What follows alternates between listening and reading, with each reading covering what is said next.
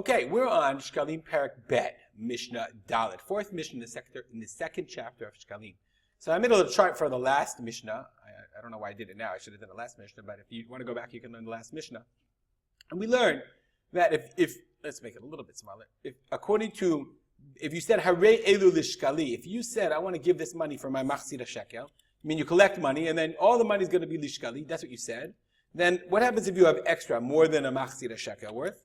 Okay, then Motar Beit Hillel said Motar lechulin. The extra is chulin. Beit Shammai said no, Motar lenidava. Okay, the extra goes to nidava. Then also, even if you have more than a Machatzit Hashekel in your pruto, when you count up the pennies, nonetheless the extra goes to the nidava. You have to give it to the Beit Hamikdash. Whereas if you said Harei Elu Chatat, then even Beit Hillel agrees that the extra money goes to nidava. So our Mishnah is going to discuss why is that. Why? It's meaning we always ask ourselves. Yeah, Beit Hillel and Beit Shammai. Beit Shammai is consistent. In every case, extra goes to nidava. So why according to Beit Hillel, is there a difference between if you said zelish shkali and the chatat? If the money goes for the shekel or for the chatat? That's the topic of our Mishnah. I'm Rabbi Shimon. Rabbi Shimon said, ma ben shkalim lechatat. What's the difference between shekel and chatat?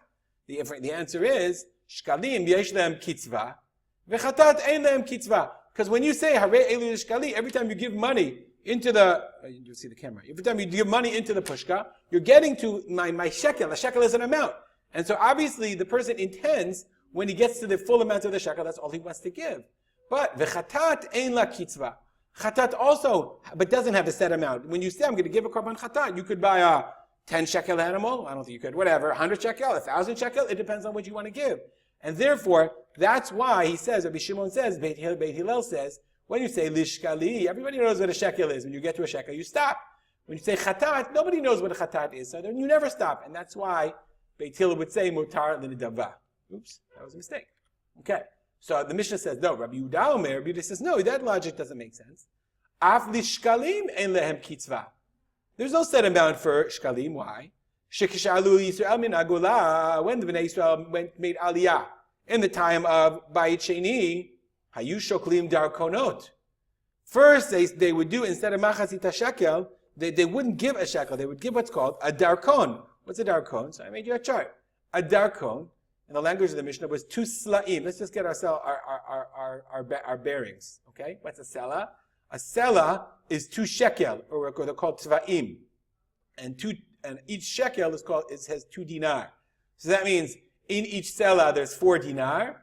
In each darkon there's 2 selas, so there's 8 dinar. Everyone got this? So when they first came back, a darkon is 4 times the amount.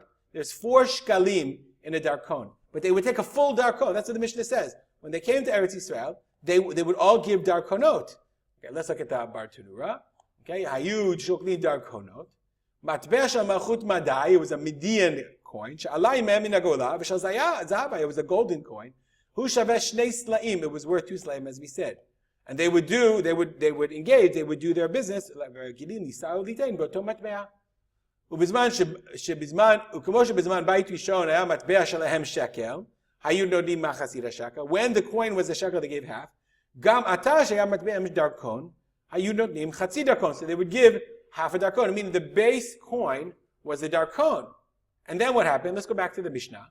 Okay? When they get there, then chazul lishkol sla'im. And then we got too much money, so then they switched back to sla'im. Chazul lishkol tva'im. Okay? And then they wanted to go and say, then they changed it back. Then they went to sla'im, they gave a half sela. And then they went to the shekel, and they gave a half shekel, Machatzit Hashekel. So by the way, it turns out the shekel they would give was only the shekel, because that's equal to the chatzit shekel in the Torah.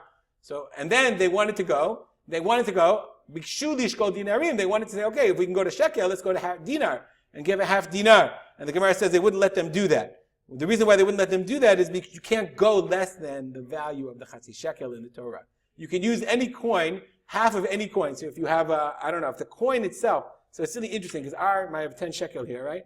Our shekel cannot be worth, and they say that the amount of the shekel, the minimum amount, okay, sometimes they're big, the minimum amount is alma v'sakil lishkalim enem kitzva. Okay, they don't have excuse me 1 second.